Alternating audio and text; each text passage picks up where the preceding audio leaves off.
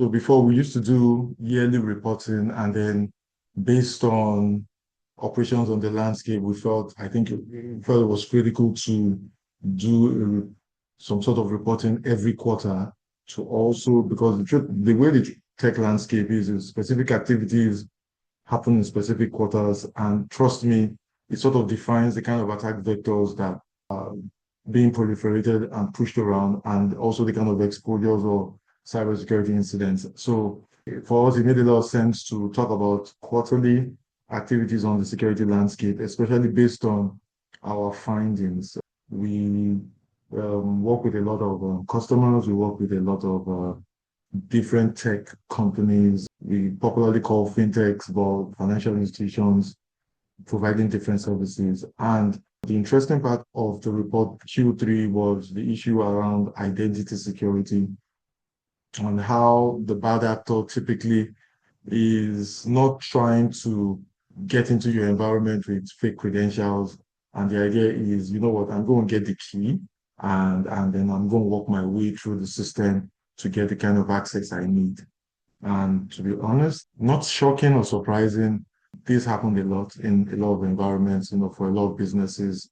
And interestingly, we had to work with a couple of customers to react or respond to some of these incidents, which helps us come up with that knowledge base of lessons learned, sort of activities happening in their environment to be able to, and we share this report to, from a community perspective to give us that education and let us plan and understand that, what, it's our reality and it's what, proactively plan that having that proactive plan in place to ensure you secure your operations or even you secure the humans working in the operations. So because there are environments that don't have the identity security controls in place and have not been providing that level of awareness that would help their staff put controls in place. So our hope is that our report would continue to sensitize the industry to help them, stay ahead of the curve and put the right controls in place. Thank you very much.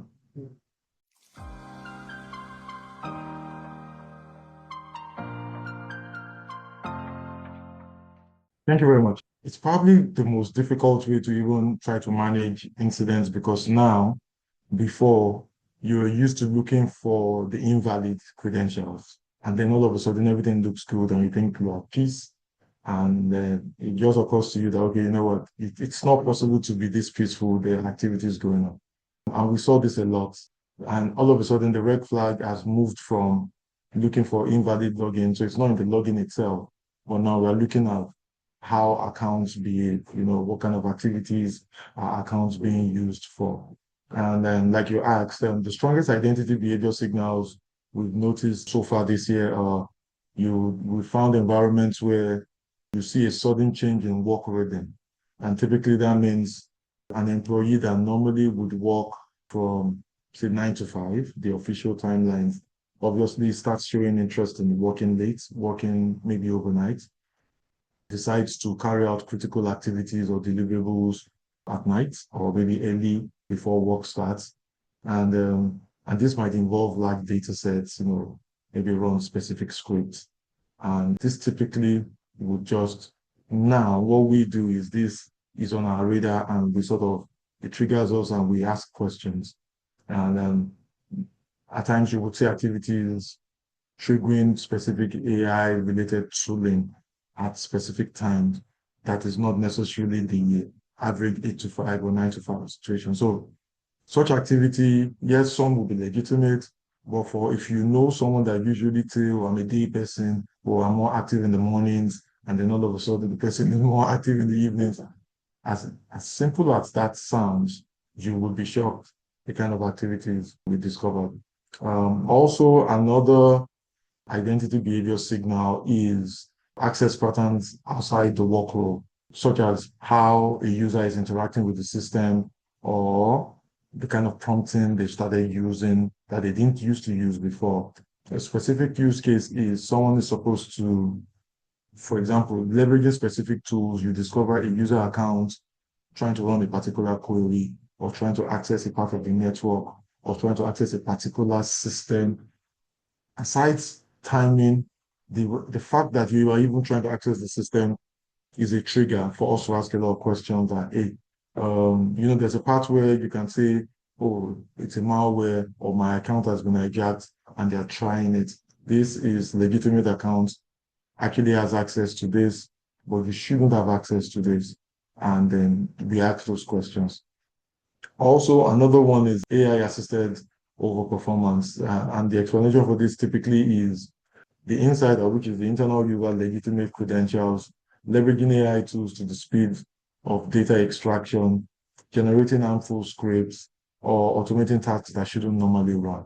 This occurs a lot, especially when there's no governance of the utilization of artificial intelligence in the environment, which is a major direction for most organizations. Even the regulator has picked this up too, and they are pushing this to ensure that, we're going to be encouraging automation and the use of amazing technology, but there has to be some level of governance. And this we need to pay attention to. Finally, I would say invisible handoffs. This literally is valid account that is used to move between endpoints or cloud infrastructure, cloud systems in ways that don't match an employee's job function. You're supposed to be an analyst or a reviewer, and you are moving laterally like an administrator or a network engineer.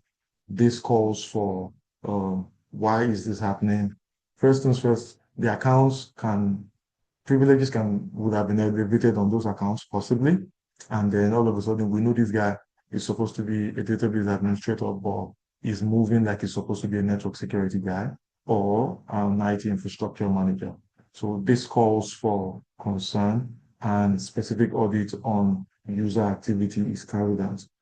When we do some of these audits, then you would see the CISO or the admin say, oh, who gave this guy privileges? What happened to this account? A lot of it is after the fact, but trust me, behind the scenes, some activities have happened, privileges assigned to some specific accounts, and all this is legitimate. Everything looks legitimate. And it's narrowed down to, yes, some specific cases, bad actor has infiltrated the system, specific cases, someone inside has been recruited and has been, tasked to carry out those actions to give specific credentials, access to areas they shouldn't. So yeah, we've seen this, and it's a thing, and we are sure it will continue to go around if not, managed properly.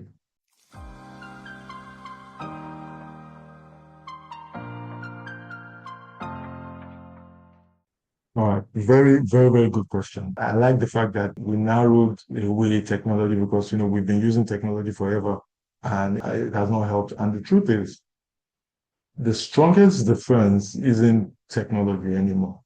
It's technology, but the fact that there's that human, even from an artificial intelligence perspective, there's still the human element that everybody's saying is required to ensure it works effectively.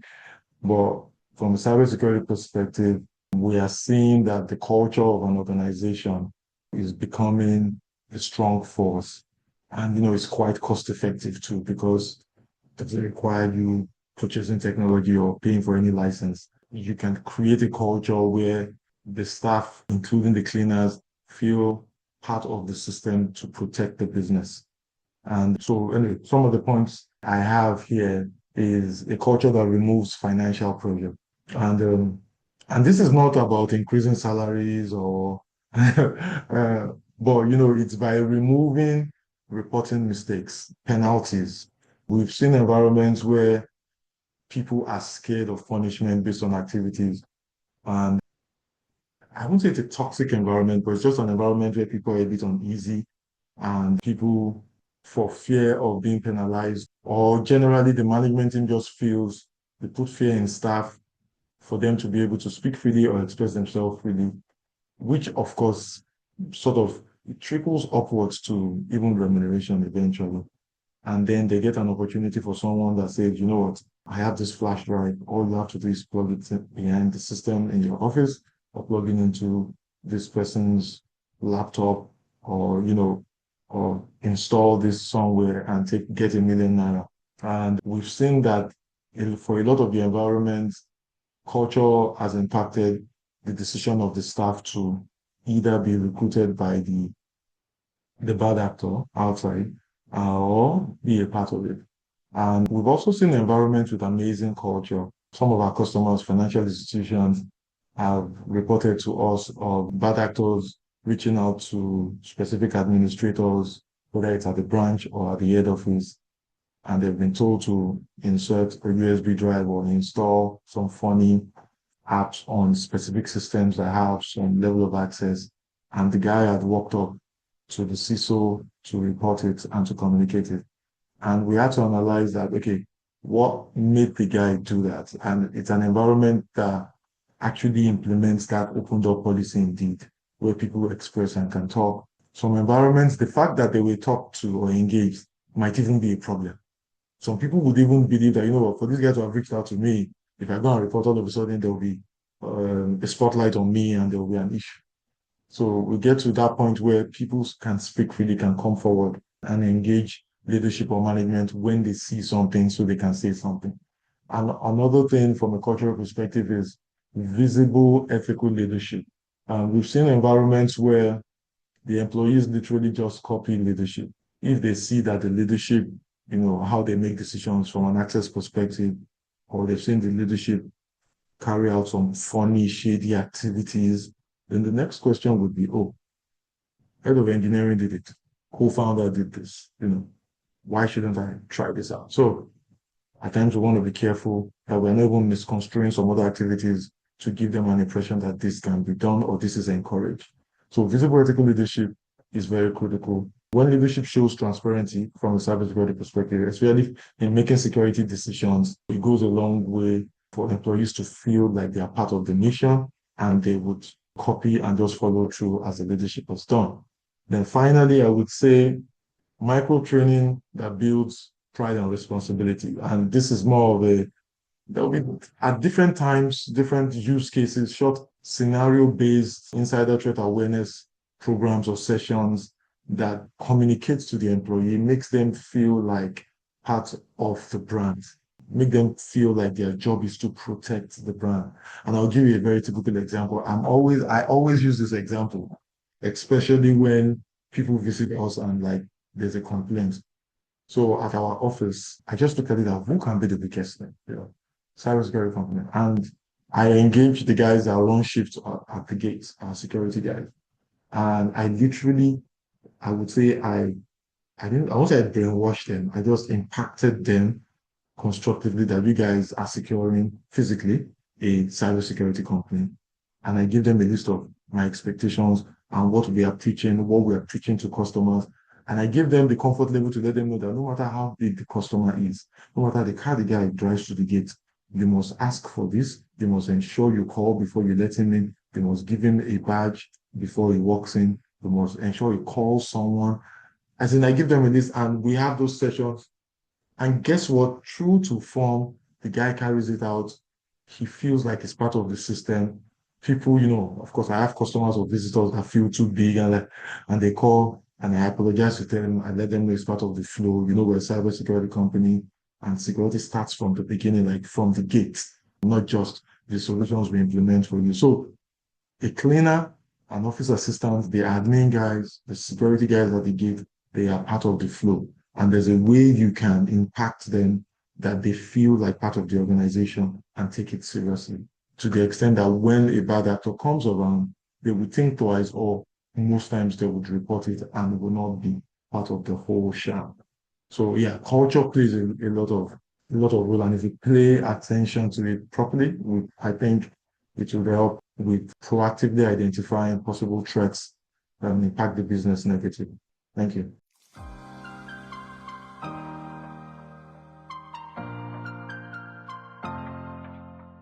So I've seen in some spheres, some areas where there's just this paranoia about blocking or stopping everything. And this sort of impedes innovation and also impedes the outcomes of the organization, leading to their profitability too. But I would say that the best model is to leverage on a permit and control governance framework, not a block everything approach or block and try to start monitoring or tracking. Because the world is a bit fluid now. Speed has become major currency. So it's important you're moving with the times, you're evolving, and you're moving at the pace you should. What's also very, very important is to govern movements, government development, government your transitions, just manage access, manage utilization, also manage the outputs. So focus should be on permit and control as a governance framework. And what does this mean? This means allow Gen AI utilization, but define safe zones. So that's tell the employees the kind of data that can be used with AI and which that cannot. And this used to be done with traditional systems when data classification implementations used to happen in organizations where only specific type of data can be sent by mail, or you need to tag the data or even put it in the subject to let the recipients of a specific mail know the quality or the severity of the kind of data they are handling. And this also can be applied to Gen AI utilization. Another one is approved AI tools only. I've seen management teams, organizations where they drive the delivery tech teams to, hey, leverage AI, leverage AI. Why aren't you guys doing anything about AI? What are you guys doing about AI? And they leave them, give them the creative freedom to make decisions on the AI tools they would use. The responsible organization should make that decision that let's govern the utilization of AI. Let's sit down and agree as an organization the AI tools we would use. Let's purchase where required, subscribe to licenses where required, and manage how these tools are utilized. Not just leaving it to the engineering guys or the technical delivery guys to get creative. Also, very important now is prompt security, because I've seen posts where people are even selling prompts. People recommend, so you go on X and you will see a guy show you a video of some amazing stuff he did with some prompts, and he recommends for you to download it and use it when you need to do this. And guess what? Whether you like it or not, our engineers are downloading those prompts, they are copying those prompts, and they're using those prompts.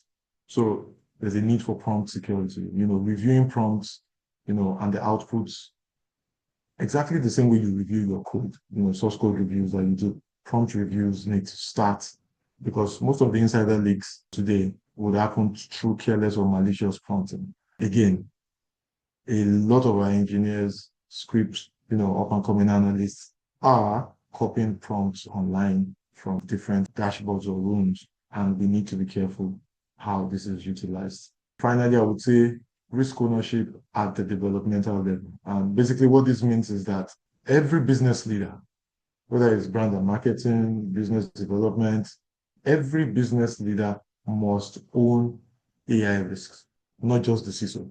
So especially if you're touting or you're pushing for AI to be leveraged for your department or your business, then you have to take responsibility of how it's used and not just leaving it for the CISO to figure it out. And I believe that this approach lets the business enjoy the benefits of artificial intelligence without opening literally the door to the insider leaks. There might be some, but you are managing it largely, and at least you can spot quickly if there will be any infraction and then manage the incident to recover.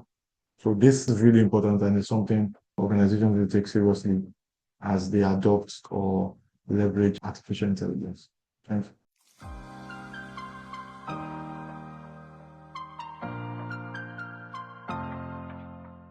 This is a very critical issue. I want to start by giving a use case, an example I experienced way back. I'm afraid to even talk about when, because it would now show how old I am. As far back as possibly maybe 18 to 19 years ago, my first real job, I was in a consulting firm, IT administrator, and I had gotten an offer, so I was going to resign. And I had applied for resignation, and I was managing a lot of things: access control, physical access control, Active Directory, provisioning, like typical consulting firm. IT administration has access to everything, and I had access to the entire files of the organization. And immediately, the person I was reporting to, or an executive director, and by the way, she runs a cybersecurity company today too. So obviously, she knew what she was doing. She was doing the right thing. Immediately she was sure I was going to leave, she insisted that I resign the same day. And before that came up, she just spoke to my boss. I was the IT manager then. He walked up to me and he told me to log on to the Active Directory, which is like central. I put in the administrator address and password He changed it in front of me. He gave me a piece of paper, told me to write my resignation and step. And and I did it. My hands were shaking. I was just wondering what's going on. And but I could relate to it later because in my mind I'm like, yes, I had access to too many things. And the truth is that they can't leave me in the system for another 1, 2 weeks, calling it handover period or giving them time. My role was too critical, and they would rather face the risk of managing how they would recover or hand over or get someone new and make it work than leave me in the system to possibly put things or build or create accounts or move files, do anything. It's possible. So she applied zero trust from way back. This is almost 2 decades ago. And every time I always talk about it, that this happened to me. And I've seen this happen to a couple of people when they talk about it, I'm like, no, no, no. For an organization that's paranoid about security, yes, they might decide to put a clause in your employment letter or something, but it's very critical. Why did I have to give this example? Is we've met with customers that have faced fraud or breaches that have the credentials of ex-staff still on the system. The VPN access given to the staff still active, the credentials still working. So is either the situation where the ex-staff still had access to the environment that could do stuff, or an existing staff that knows about the ex-staff credentials, hijacks the credential, using it to carry out, malicious stuff, while knowing that they will keep looking at that and they won't be able to spot him. And the question is, why didn't they disable? Why did they leave, the credentials running? And just a lot of questions. What are the policies around access management? What are the policies around disabling accounts or removing privileges from accounts?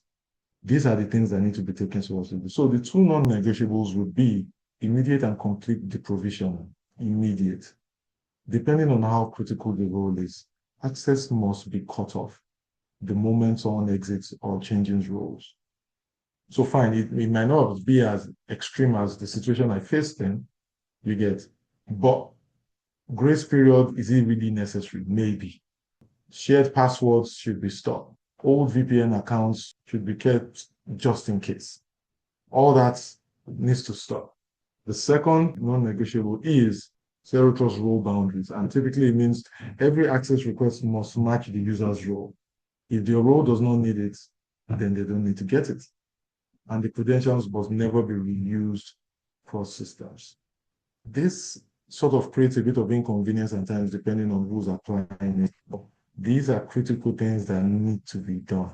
You get these two principles alone would help you prevent a large portion of the kind of threats or the incidents we experienced or saw with our customers in Q3. So yes, user account privilege management, very critical and should be taken seriously. Thank you.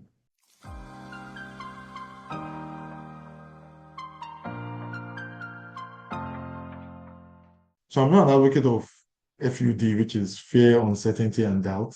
But I think for the average user, depending on the situation, a mode of communication I've seen work at times is put out statistics in such a way that not necessarily for them to be afraid, it's not for fear, but it's for them to just understand and appreciate the possible threats and the impact of the outcomes. And that's why the recommendation would be to translate the insider economy into business language, not just technical security language.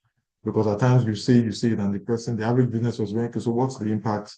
Like, why is it important? So, and these possibly three things that might help. Put a number on the exposure.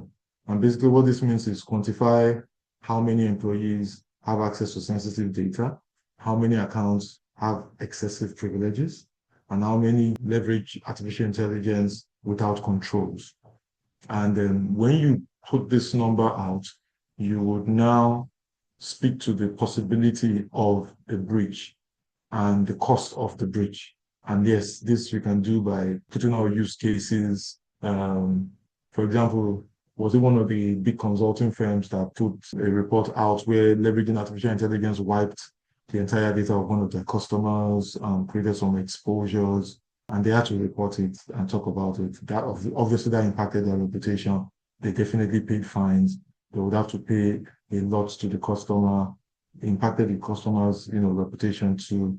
And there's a way you can quantify this to say a breach costs $2 million. Imagine the impact on the breach. So I'll give you an example. You would hear that, oh, in Nigeria, Bank A experienced a particular fraud. So let me tell you some of the things that happened behind the scenes. So aside the fraud, so let's say Bank A was defrauded, say 3 billion naira, and you would hear stories around they are working on recovering. So let's say they recover half of it. Aside recovery, they will do investigations, arrest a couple of people, implement new technologies or optimize existing technology, recruit people. There's a lot of cost that goes into it. Pay a fine to the regulator, there's a lot of cost associated with the breach to the extent that you are saying, do I even want it to happen? So if what it would cost me is to pay a specific premium, say like comprehensive insurance, to ensure this does not happen, and it saves my reputation, it saves our revenue from being spent on recovery, and also ensure we continue to gain the trust of our customer, then maybe it's worth it. So maybe it's worth giving attention to governing the utilization of AI in the environment. Another example is tying the risk to business impact, which I already talked about, which is you're showing leadership how the inside assisted data theft affects customer trust, which is to impact your reputation. Regulatory fines have mentioned that already, fraud exposure, definitely, and the brand value. So I already talked about that. So they need to be able to see that, hey, this is what can happen to us. See what happened to company A and B, and this can happen to us if we don't put this in place, if we don't manage this, if we don't put this in place. Also benchmarking against the Nigerian threat landscape, which is also an example I've given. So basically, we are looking at all these 5 million records had come from specific organizations, Bank A, Bank B, FinTech A, FinTech B. And Bank A, Bank B, FinTech A, FinTech B have faced this sort of breaches, and this is what it has cost them over time to recover. So there are ways you put this, and that insider economy won't just be theoretical anymore. They would understand that it's active and it's financially motivated. And when leadership sees that the inside economy is a direct business risk and not just a technical issue, it becomes much easier to drive funding and policy change within the organization.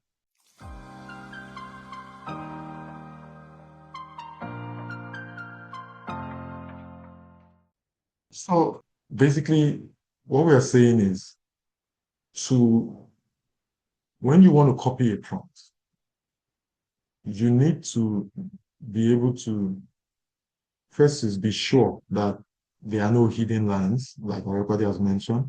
Secondly, you need to be sure what the impact would be on the organization because you're copying from social media and you imagine bring it to maybe your staging environment, maybe not necessarily your production environment, and you're running it across critical data in your organization.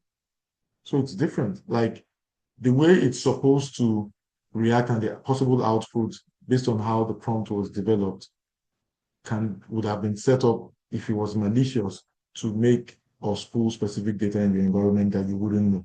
So either you want to be paranoid when you're copying to ensure it's clean, or you're copying and pasting to a staging environment to edit and review before you now take it to your own environment to just ensure it's sanitized. If there's anything we've achieved today is we've made Mosh paranoid about copying his prompt. And yes, he can continue copying, but this time around we would review effectively and then ensure it's safe to put into a critical or controlled environment. Yeah.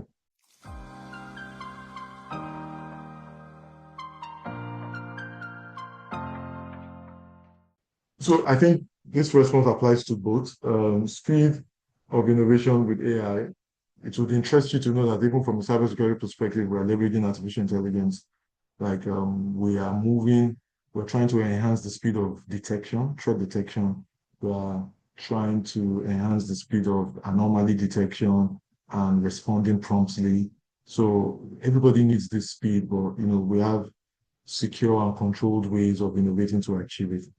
So talking about how to build securely for emerging economies, there's something we recommend to all our customers, especially when I know they have development shops, is train your developers to leverage secure coding methodologies. So it's even part of some standards. So if you're an organization where you're trying to comply to PCI, or I think maybe as 27001, and you have a development team, it's recommended that your developers are building securely. So it starts from secure coding, the basics, whether it's OWASP top 10 and the rest of them, to now scaling. For example, I have customers that every year train their developers 2 days secure coding training. Like it's twice a year, biannual, so every 6 months typically. Yes, the average coder facing pressure from the business team is looking at go-to-market. We've also seen environments where, yes, they are building, they pay attention to QA, and then not so much attention to building securely or doing some very elaborate security tests before going to production. But we've also seen adjustments. So, for example, we have QA partners that make sure they recommend that, aside doing QA for their customer, they recommend us to do security assessments before moving to production. Also, customers today, for every change they make before a release, they ensure they do an assessment. So, back to what we are saying about integrating security best practices at every stage of your development, at every stage in the roadmap of pushing a product out, or pushing a service out, or pushing multiple services out, which is why the regulator is saying every organization should have a CISO, should have someone paying attention that's paranoid about security. Ensure a co-founder is security aware and is just paranoid. So he will be the one to say, hey, guys, while we are rushing, let's consider we have done this assessment or we've done the right thing. Someone has to be on board that is security savvy or is paranoid and is just bringing us back whenever we are rushing towards go live dates. So yeah, these are the things we need to do. We just need that paranoia to keep us secure.